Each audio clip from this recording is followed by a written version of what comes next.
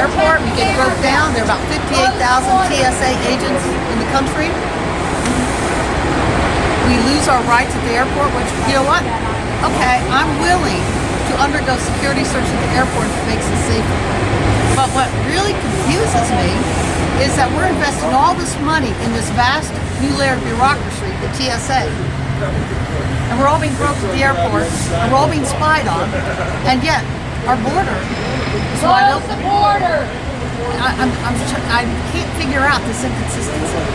Why would they go to the expense and the hassle of spying on us? They're storing all our data in this massive facility in Utah that's several football fields long. You know we're all being spied on. Nobody likes that, left or right.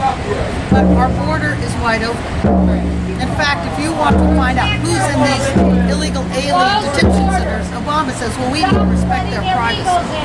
So it's like the illegal aliens are being given rights to privacy, but we are not. And they can fly on planes without IDs. All they need is a transportation notice. And the stunning thing is they're allowed to walk across the border. Our government's busing and flying them all over the country without any screening for diseases or criminal background checks. And these people from these third world countries have antibiotic-resistant TB, scabies, all sorts of horrible diseases. These children will be attending our schools. They don't have the vaccines. Our children are required to have vaccines. These children don't. It seems like there's this different set of rules. It's almost as if they're a different privileged protected class, whereas they don't have to have an ID to get on a plane. They can walk across the border. And I'm talking about some people we all know they're trying to escape horrible conditions. Only a small percentage are these children. Gang members are crossing the border. The most violent gang members. Terrorists. Armies of terrorists are streaming across the border. The border patrols need to ask for less hours. They can't protect themselves. There's a lot of new restrictions on the border patrol. And we're babysitting the children. They're not there because they're changing diapers. So what do you propose that we do with the children that are already here? Well, we have to take care of them. They're children. We take care of them and we fly them back. But the problem is we caused this problem because Obama passed his own executive order.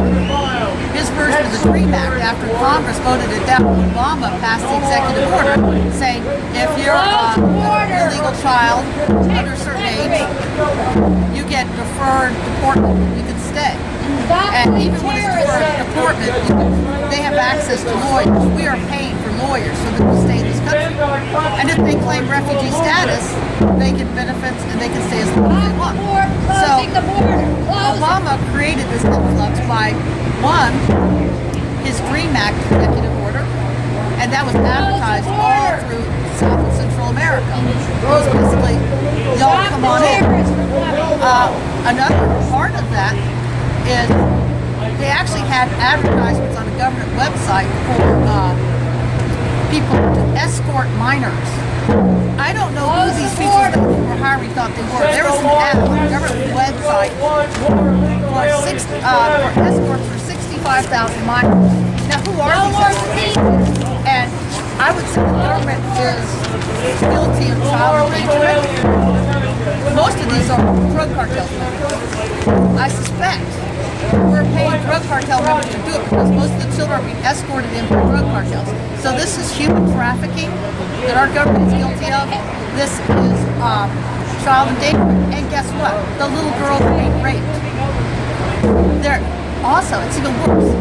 The drug cartels are cutting off the fingers of these children and sending it back to the parents to extort more money. It's grisly. Bodies are being found in the Rio Grande, children. So our government encouraged through the DREAM Act executive order, through advertisements in South and Central America that you can come to America and stay if you come and receive benefits, and also an ad on the government website soliciting escorts for these illegal alien children. That means our government was engaged in human trafficking and child endangerment, and as a result, children are being raped. They're dying in the heat of the desert.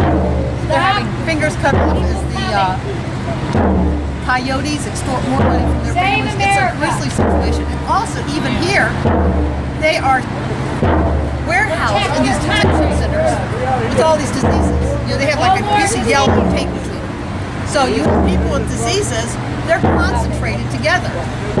So it all spreads, and then they're bussed out across the country. They fly these illegals all across the country, and then they dump them and leave and say, see ya in 2 weeks, bye. So they're going to the population. And I'm just talking about the vulnerable children.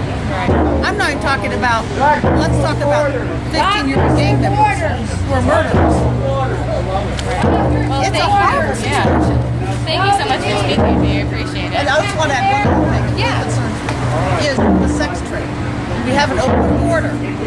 And any feminist who's worried about women's rights, I'd like to say this is very important. The real war on women is the sex trade that's happening through our porous border. The drug cartels kidnapping our girls and selling them into the sex trade. And that is the real war on women. That has got to stop. And as a feminist, I'm horrified that our girls, you know, remember the hashtag Bring Our Girls Home? Bring our girls home.